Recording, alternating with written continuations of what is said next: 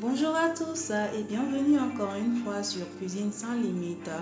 Et oui, vous l'avez compris, c'est bientôt Noël et les idées de Noël ne manquent pas. Alors, aujourd'hui, je vais vous repartager cette recette de la dinde moelleuse et vraiment assez tendre. Et j'aimerais vous donner 3 astuces pour réussir votre dinde moelleuse bien tendre, bien meuleuse, excusez-moi. Donc voilà, je vous montre alors tous les ingrédients pour ça. Ici, j'ai une dinde de 4 kilos à peu près. Oui, 4 kilos. Voilà, ça c'est pour 6 à 8 personnes. Et donc, voilà les ingrédients que je vais utiliser pour ça. Donc là, j'ai du persil, du thym, du romarin, de la ciboulette, du céleri. Voilà, je vais vous montrer brièvement vraiment tous les ingrédients, mais vous allez retrouver tout dans la description. Donc, je vais utiliser également du poivron vert, poivron rouge, de l'oignon, de l'ail, du gingembre.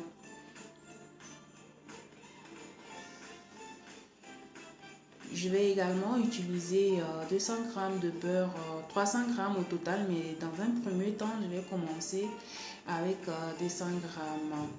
Et là, je vais mettre du laurier également, une cuillerée à café de sel, du beef masala, du poivre noir, du poivre blanc. Voilà. Je vais également mettre du jus de citron, deux cuillerées à soupe de jus de citron, ainsi que des zestes d'orange.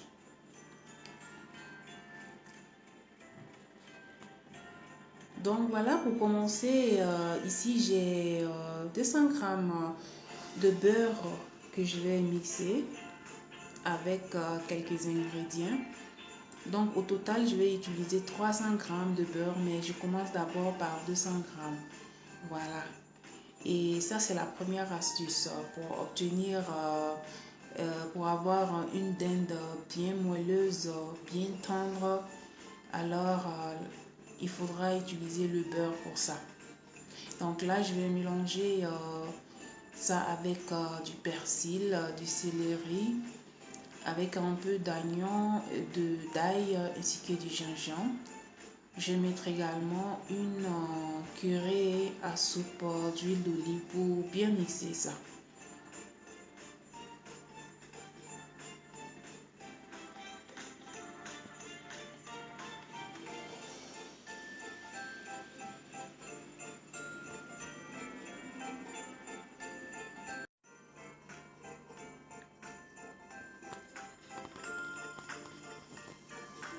Donc voilà, j'ai obtenu la pâte homogène, le mélange homogène que je veux. Donc là, ce qu'il me reste à faire, c'est faire le mélange de tous les autres ingrédients avec. Là, je mets les épices, le poivre noir, le poivre blanc ainsi que le beef masala et le sel également. Je vais ajouter également les zestes d'orange ainsi que le citron. Je mélange tout ensemble.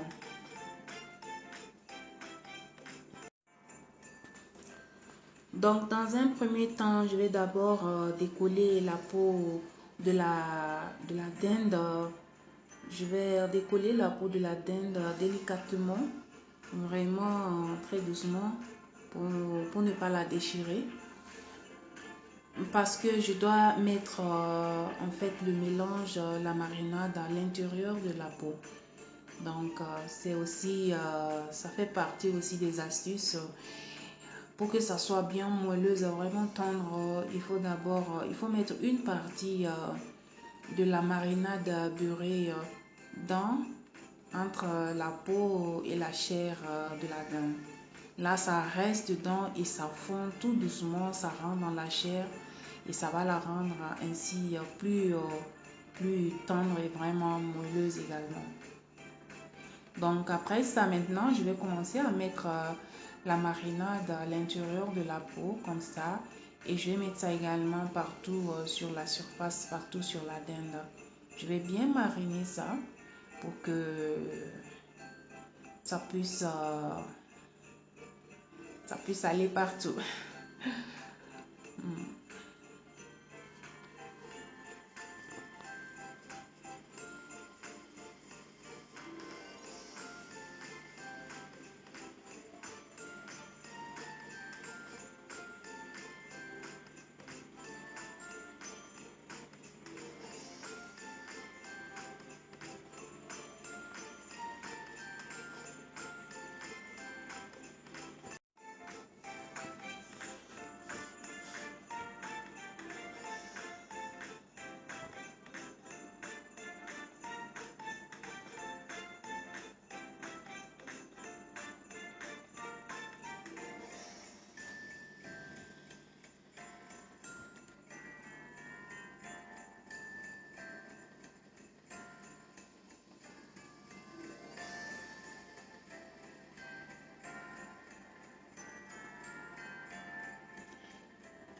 Donc là, je prends les 100 autres grammes de beurre et je mets à l'intérieur maintenant de la dinde.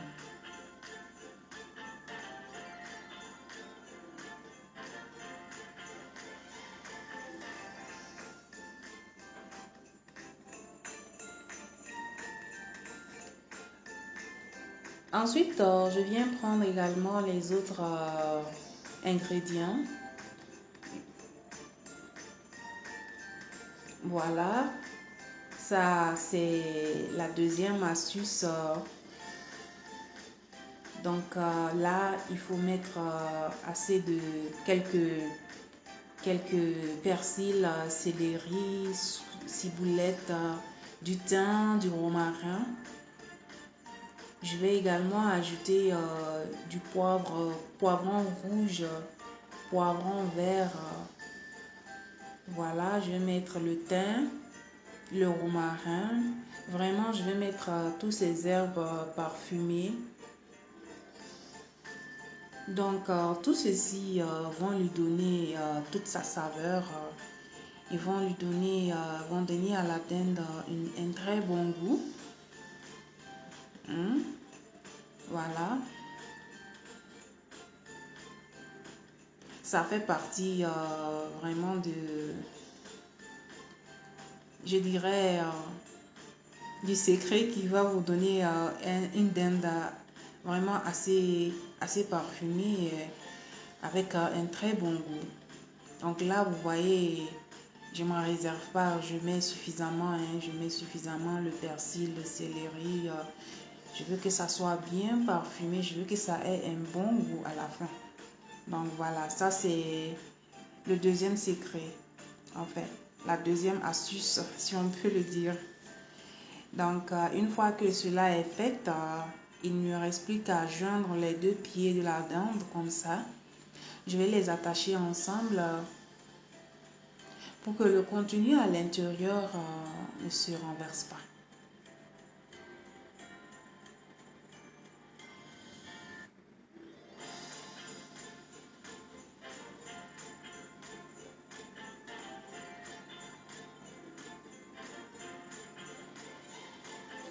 Donc ici, j'ai 300 grammes de pommes de terre ainsi que 200 grammes de carottes déjà découpées. Donc ce que je vais faire, je vais mettre le reste de la marinade, une partie de la marinade plutôt, et les mélanger ensemble comme ça pour que ça puisse avoir également le même goût.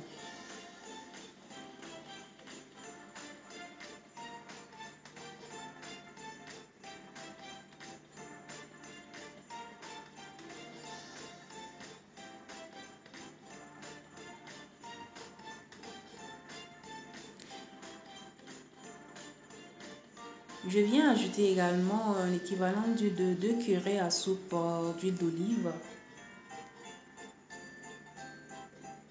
Ensuite, je pose la dinde dessus.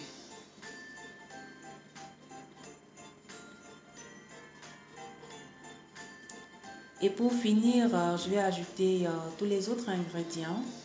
Là, je mets du laurier des deux côtés. Voilà, je vais ajouter le poivron vert, l'oignon, le poivron rouge également. Je vais ajouter également le persil, le céleri, le thym, le romarin. Vraiment un peu de tout pour que ça soit bien joli, hein, pour que ça puisse pour lui donner toute sa saveur qu'il faut. Voilà.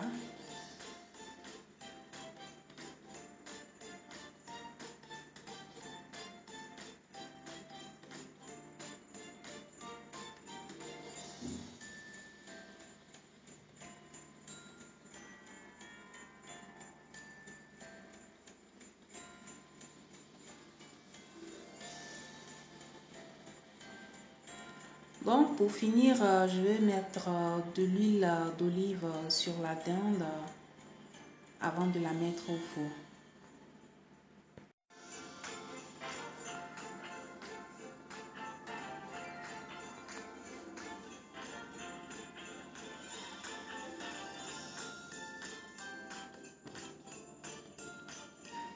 Donc je vais la mettre au four pour 2 heures de temps, pour à peu près, et on va être autant pour moi, je vais la mettre au four, oui, à 200 degrés pour 2 heures de temps. Mais dans un premier temps, je vais la faire ressortir à 30 minutes après pour la rebadigeonner avec le mélange de beurre que j'ai.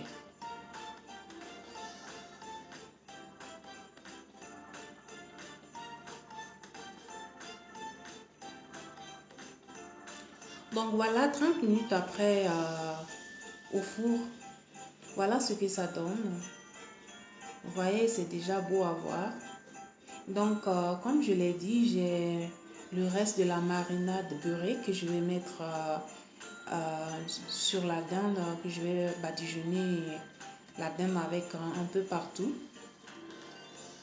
avant de la remettre au four. Donc, l'idée, c'est pour que la dinde ne sèche pas. Donc, c'est en fait la troisième astuce à ce stade pour obtenir une dinde vraiment tendre, qui ne sèche pas, qui n'est pas dure. Voilà ce qu'il faut faire.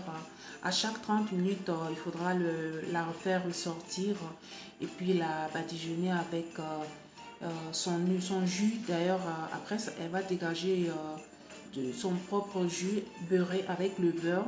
Donc, c'est ça que je vais reprendre après, que je vais enlever directement du plateau, de la plaque là, pour rebadigeonner encore la dinde. Donc, c'est ça en fait le troisième secret, si je peux le dire. Là, ça permet à la dinde de rester bien tendre et que ça ne sèche pas.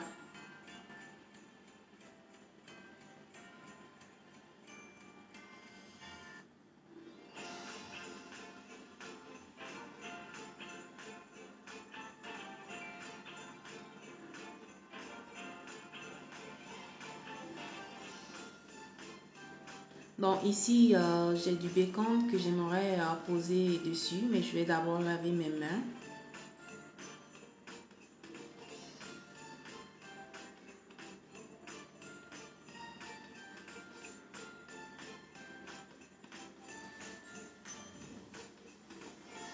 Voilà, c'est propre. On peut commencer. Voilà, j'ai des filets de bacon que je vais poser dessus comme ça. Et je vais mettre ça sur la dinde ainsi. Ça, ça ne fait pas forcément partie des astuces, hein, mais ça va lui donner quand même un très bon goût, un goût assez particulier.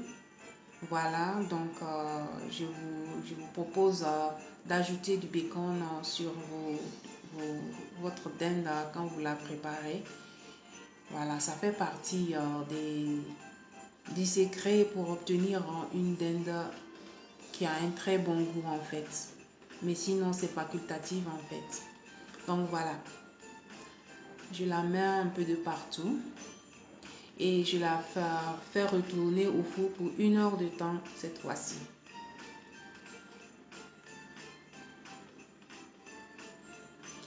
Et voilà, 1 heure de temps après, ce que ça donne, hmm, ça sent trop bon. Vraiment, c'est... Il n'y a rien à dire. Je ne vais pas trop parler pour le moment. Donc là, vous voyez de vous-même, je vous laisse admirer, je vous laisse apprécier. Hmm. C'est vraiment un délice.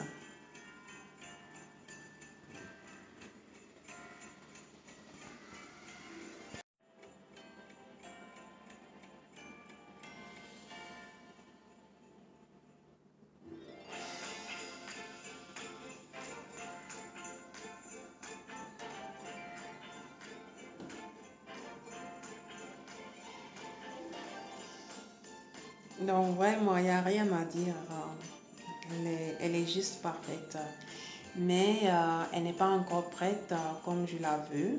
Comme je viens d'enlever le bacon, je vais cette fois-ci rebadigeonner la dinde avec son propre jus. Vous voyez là, je peux facilement avoir le jus, le mélange du beurre, de son jus avec les légumes. C'est exactement ce qu'il faut pour la dinde, pour qu'elle soit bien moelleuse. Donc là, vous voyez, je badigeonne ça bien partout. Et je vais remettre ça au four, cette fois-ci à 180 degrés pour juste 15 minutes. Voilà, c'est juste en fait pour obtenir une dinde assez dorée comme je la veux, surtout à la partie du bacon que j'ai enlevé. Et sinon, elle est, elle est déjà prête. Voilà, c'est juste pour avoir la couleur dorée. C'est pour ça que je vais la remettre au four pour 15 minutes et à 180 degrés.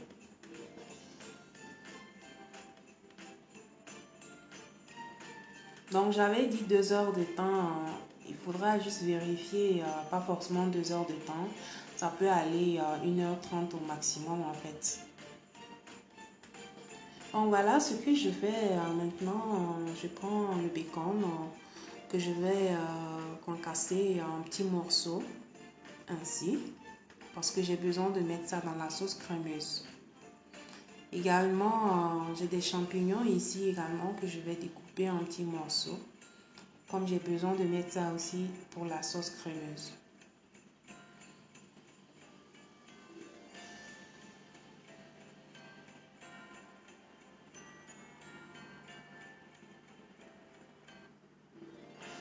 Dans une casserole, je mets 50 ml d'huile. Ensuite, je vais mettre les champignons. Je commence avec les champignons. Je fais sauter ça juste 2 minutes. Après, je vais mettre l'oignon.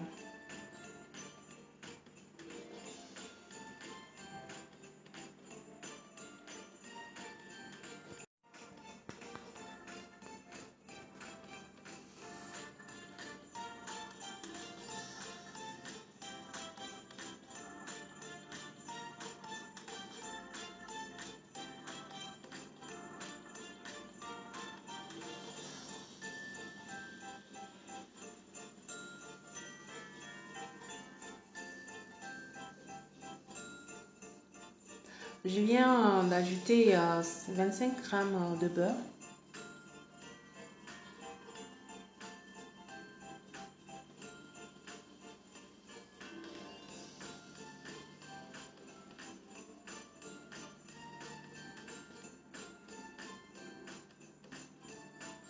Ensuite, je mets une demi-cuillerée à café de poivre noir ainsi qu'une cuillerée à café de sel.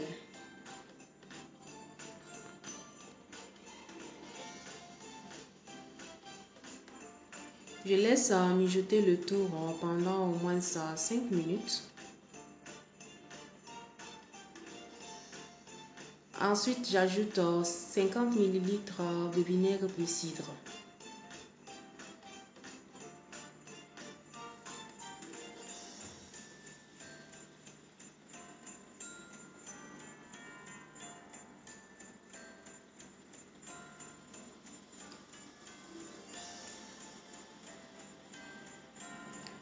Donc, je fais ressortir maintenant la dinde. Vous voyez comme c'est beau à voir.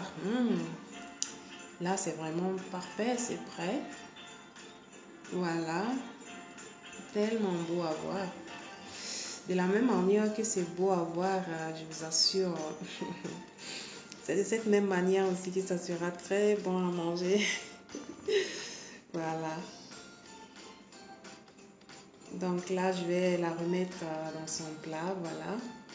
Et je vais essayer de mettre les légumes tout autour. Je vais ajouter des olives pour la déco. C'est facultatif. Si vous n'aimez pas les olives, vous pouvez vous en passer. Donc là, tout ce qu'il me reste à faire, c'est prendre le jus de la dinde pour reverser dessus comme ça, ainsi sur la dinde et sur les légumes. Voilà, pour que ça brille bien et que ça reste toujours tendre, moelleuse.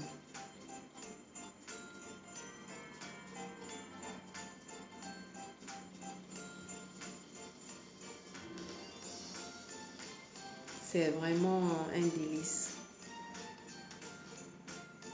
Il n'y a rien de tel pour un réveillon de Noël.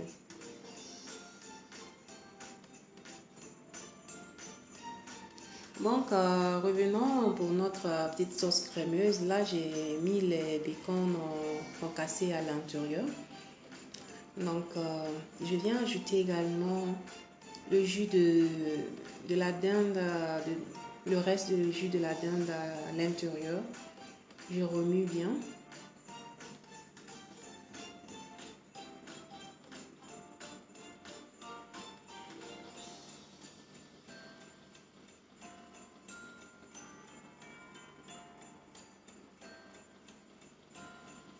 Ensuite, je viens ajouter 100 ml de crème fraîche à l'intérieur.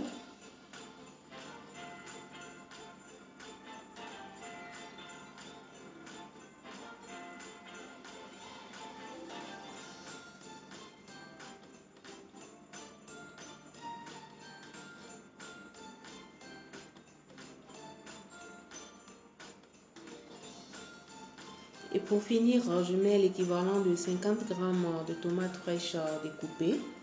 Je laisse mijoter juste 2 minutes, ensuite j'arrête le feu.